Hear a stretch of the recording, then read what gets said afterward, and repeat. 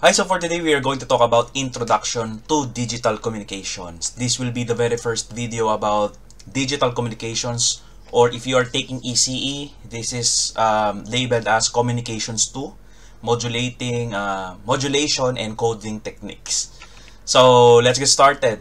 Whenever we talk about digital, we are talking about digital signals, how can they be propagated, and how are they important in digital communications. So we live in a world that is actually constantly changing, and we are shifting in terms of transmission from analog to digital.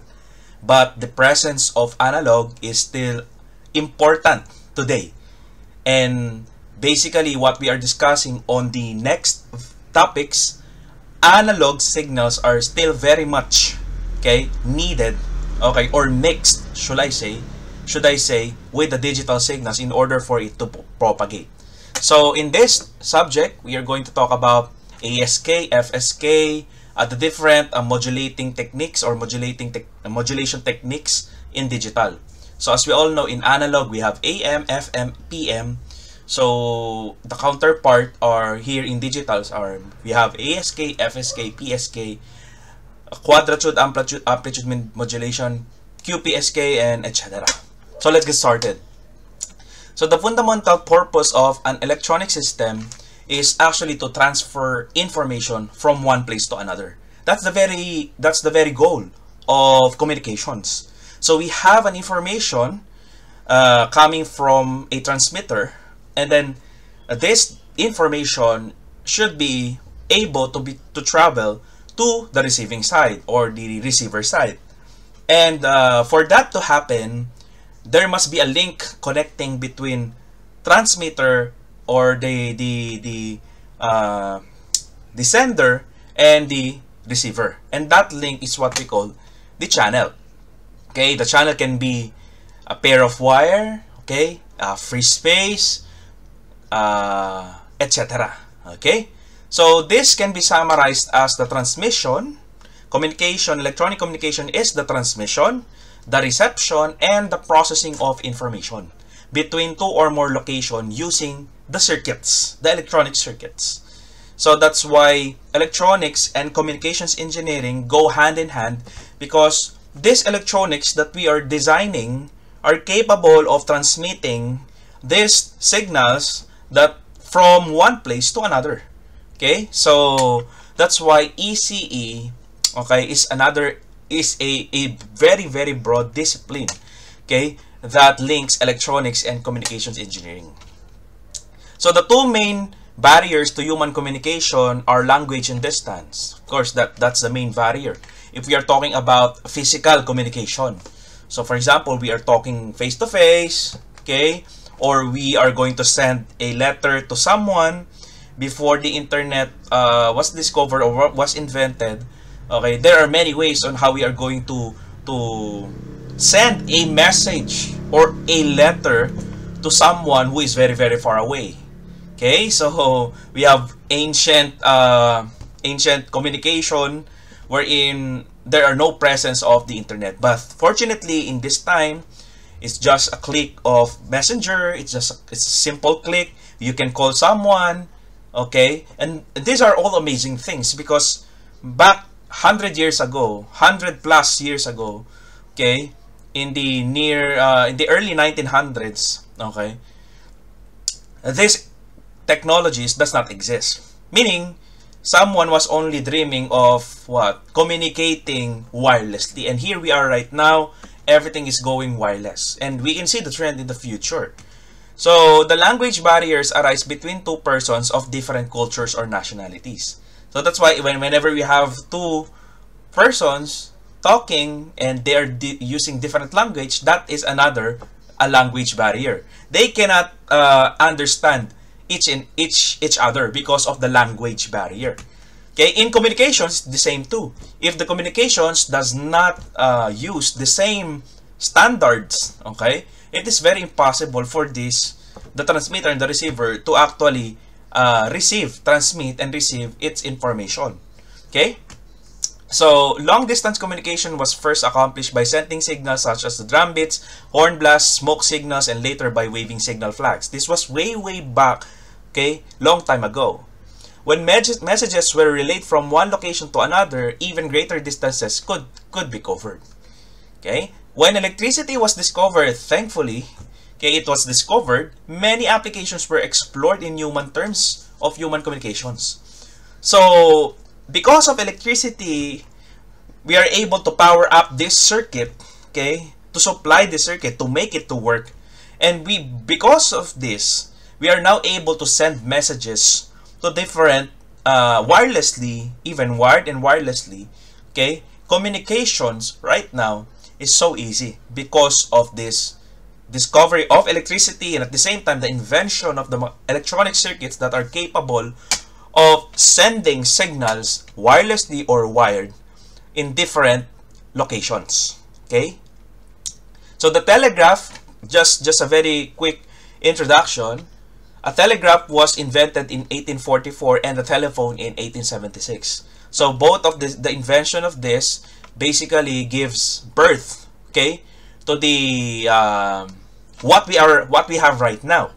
Okay, so the telephone, as we all know, has a limited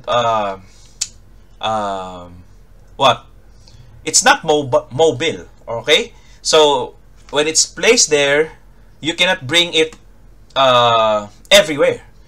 Okay, so because it's wired. Okay, but right now we have a cell phone, we can bring it anywhere. So the radio also, or the transmission of the waves in airspace, was introduced in 1887 and demonstrated in 1895. That is roughly about 120 years back, or 130 years back. Okay, so here is a simple image on how the telegraph works. It is basically by transmitting electrical signals over wire. So this electrical signals, before it became an electrical signal, such as in the case of, let's say, telephone, okay, these waves that we are talking, or the mechanical waves of a voice, is being converted into electrical signals, such that these signals travel through wires, so that in the other end, okay, someone is hearing your original voice.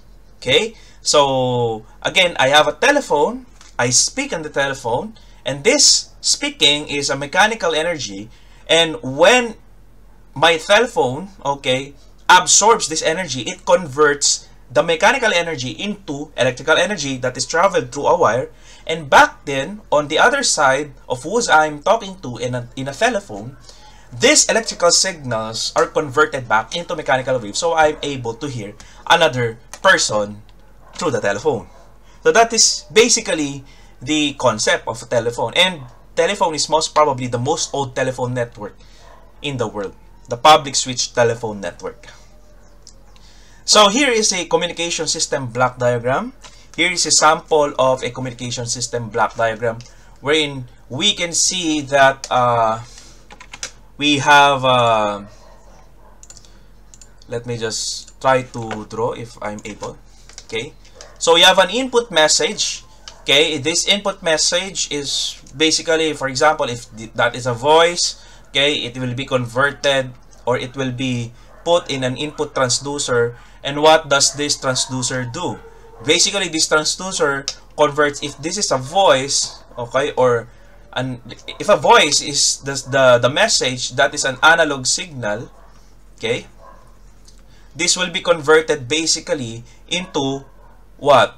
From mechanical energy, or from mechanical form of wave, it will be converted to electrical. And that is what the transducer does, converting basically one form of energy to another. And then there we have an input signal, wherein this input signal is the feed to our transmitter. This transmitter is composed of several circuits, wherein these electrical signals, okay, may be amplified, meaning multiplied in its form, okay, so that it is ready for transmission.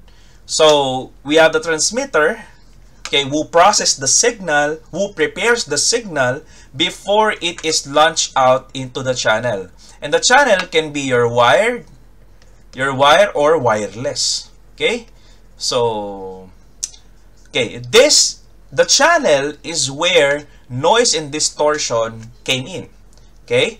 So we have several types of noise. In the communications 1, in the principle of communications, we have voltage noise, power noise, thermal noise, and etc. And this is also where a noise, to define it basically, is any unwanted signal. So we don't want any unwanted signal in our original signal. But in a true communication system, it always happens. There is always a noise. And distortion is basically deforming our original signal. Okay? So distorted, meaning there is a distortion happening in the channel.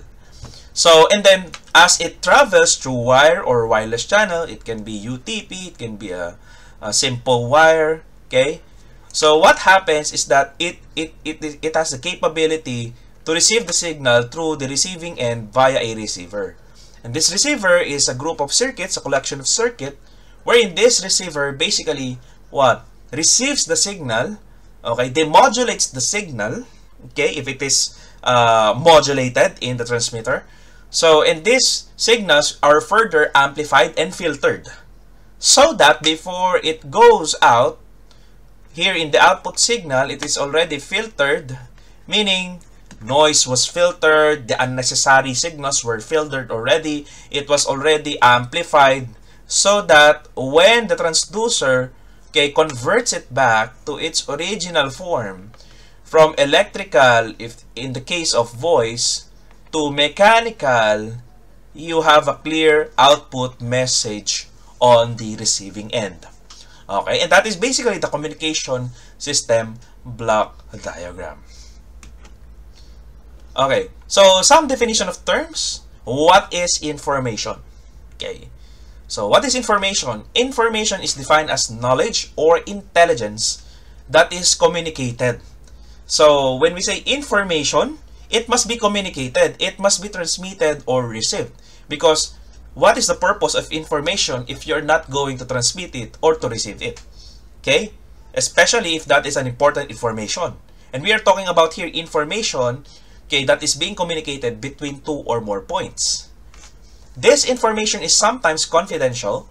That's why electronic communication system must be able to protect it. Okay, so that's why in communication, there is encryption of the message, and in the receiving side, it will be decrypted. Okay, so it must have some sort of protection if the information is so confidential. Okay, so let's define the term digital modulation. Okay, so digital modulation is the transmittal of digitally modulated. So we have discussed modulation in Principles of Communications, which I will also be uploading. Just wait. Okay. So this is the transmittal of digitally modulated analog signal carriers between two or more points in a communication system. So modulation is changing or inputting a signal over a signal.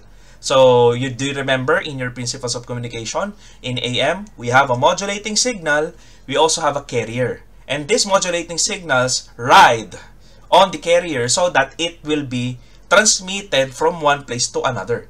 It's capable of transmitting of one place to another. Now the difference with digital communications as compared with analog communication is that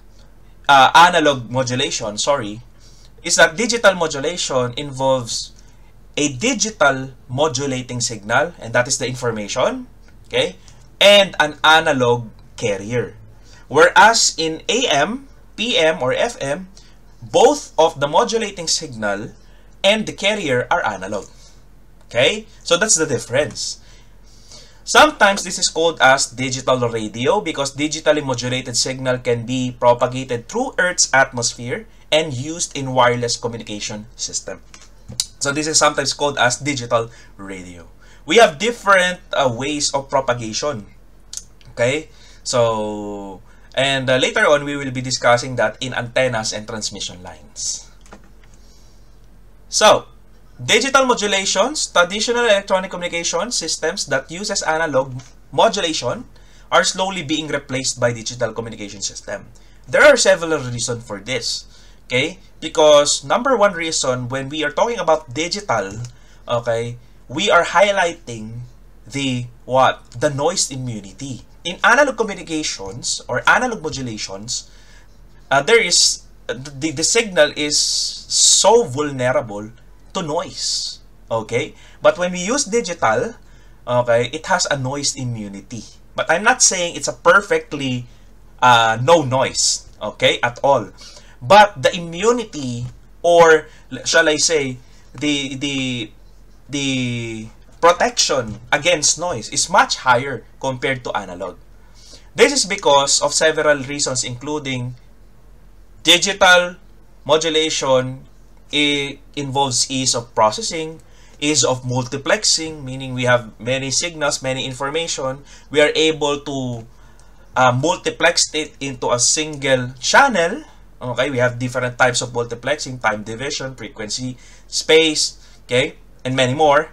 Okay, and we also have what I say, the noise immunity. Whereas digital communication systems includes high frequency analog. That's what I'm trying to tell a while ago. Carriers, high frequency analog carriers, are modulated by low frequency digital signals. Okay? So in other words, the modulating signals are what? Digital, and the carrier is an analog in digital communications.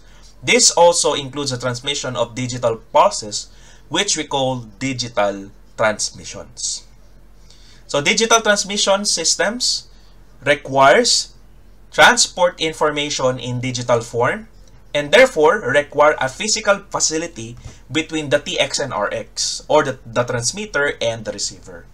And the physical facility, that what he is saying here, what the point is saying here, is that the transmission medium or the channel, okay, connecting between the TX and the RX. So there are many ways. Okay, you can have it wirelessly through microwaves, okay, or through satellite, okay, satellite communications, or through wired. Okay, so yeah, we have wireless and wired transmissions systems. This includes metallic wire pair, coaxial cable. So coaxial cable is commonly used to in the antennas of our analog TVs, okay, or even a fiber optic or optical fiber cable, where it utilizes light as the transmission. Okay, so digital radio systems. In digital radio systems, the carrier facility could be a physical cable, or it could be the free space. Just like what I'm saying, it can be a physical cable, or it can be the free space or the air. Okay, so analog versus digital. The property that distinguishes digital radio system from the conventional analog modulation, such as like what I've said, AM, FM, PM,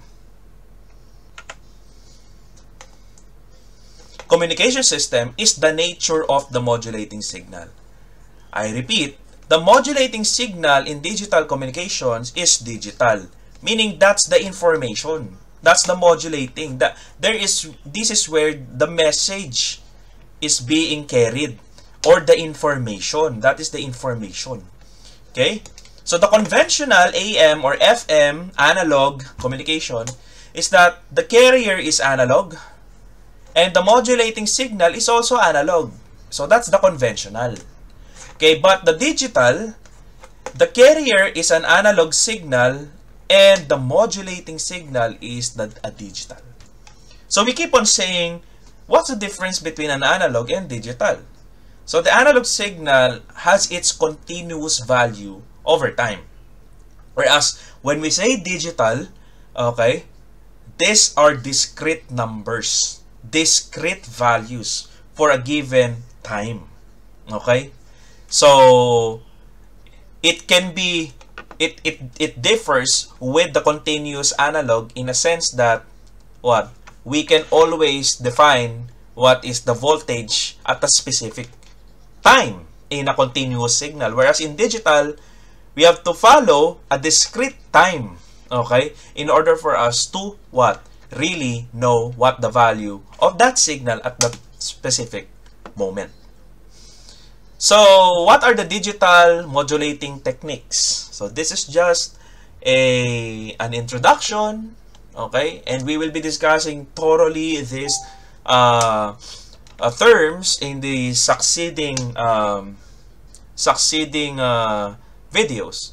So if the information signal is digital and the amplitude V of the carrier is varied proportional to the information signal, then it is called ASK, or the amplitude shift keying.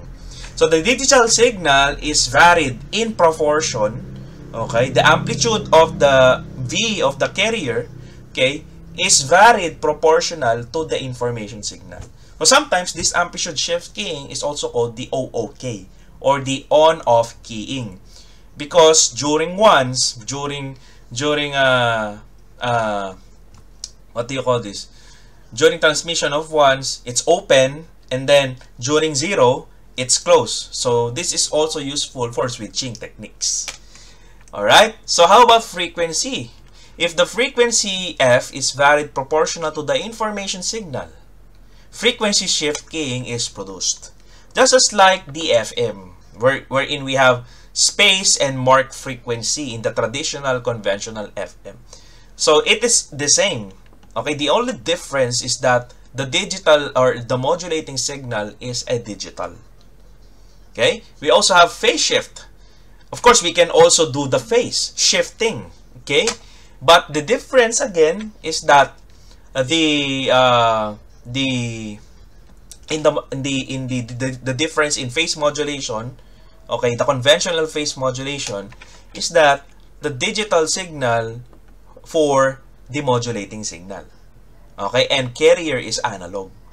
So again, the definition of PSK or phase shift keying is if the phase of the carrier is varied proportional to the information signal, we have a phase shift keying, or the PSK.